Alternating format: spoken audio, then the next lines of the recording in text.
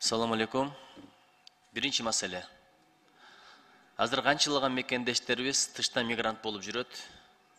100 миңдеген мекендештерибиз айла жоктон башка өлкөлөрдүн жарандыгын алган. Башка өлкөнүн жарандыгын алган мекендештерибиздин балдары бул жакта башка бирөөлөрдүн колдорунда жашап, окуп атат. Бирок мектепти бүткөндөн кийин билесиз, белгилүү бир жашка келгенден алар паспорт алыш керек. Кээде атаң менен апаң башка өлкөнүн жараны экен деп туруп, паспорт беришти дагы проблема кылып атышыптыр. Бул эмне деген нерсе? Жыргагандан жылкычы болупму дегенде алар жыргаганда мигрант болуп, жыргагандан ал жак жараны алган жок да. Ушул маселени жакшылап контролдоп коюңуздарчы. Биз 7 миллион эл болуп атабыз, жетін албай ошону майрамдап атабыз. Кимдин эсебинен? Ошолордун эсебинен. Жөн эле жерден препон ойлоп тап, англис кандай теп кой, жана бюрократия кылып туруп, жарга такып алып, акча тономойн, акча чыгармайды, жок эле кылгылачы ушундан сураныш. Эми бардыгын контролдош кыйын, бирок бул өтө принципиалдуу маселе. Өздөрү деле өксүк болуп жүрсө, ата энеси тиякта болуп, мээримге тойбой, анан келип мамлекетке биринчи кайрылганда эле ушундай кыянаттыкты көрсө, анан кайсы биз патриоттор чыгарабыз.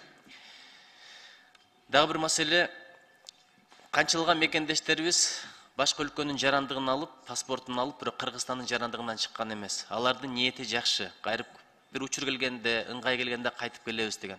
Бирок 10 жыл сайын билесиз, паспорттун мөөнөтүн узартып туруш керек, жаңылап туруш керек. Ошондо келгенде аларга да проблема кылып атыптыр. Тияктан чыгып келгиле, жарандыкты таштап келгиле. Эмне деген нерсе? Бирок мыйзамда эч кандай жол көрсөтүлгөн эмес, ошондой шарттарды койгула деген. Анан көбүрөөк кымбатыраак акчага кылып берип атыптыр. Ошол акча расмий акчабы, же чөнтөктөргө кетип атабы? Ушунда бир контролдоп коюңуз, урматтуу президенттин өкүлү. Бул абдан принципиалдуу маселе.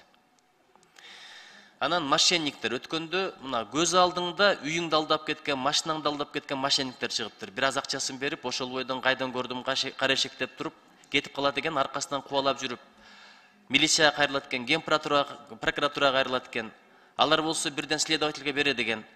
Ошолор дейт, следовательдер, тергөөчүлөр карап да койбойт дейт да, аркасынан чуркап жүрөбүз дейт.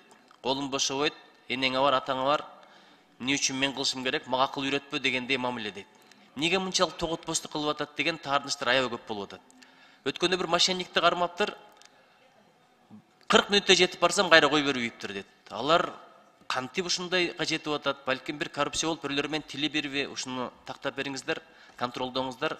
Буга ишеним кетсе органдарга, элдин бийликке болгон ишеним толуп кетет. Анан эң жыйынтыктоочу маселе мына Туркияга МЧСтен башка да барабыз, ыктыярдуу барып иштейбиз, өзүбүздүн үй менен, тамак менен, меш менен барабыз дегендер да толтуруп болуп атат. Кантип барабыз, жолун үйрөткүлөчү, айткылачы, уюштургулачы деп атат. Ушул боюнча мага жыйындан кийин жообун бериңизчи, урматтуу президенттин өкүлү. Элге жеткизели, рахмат.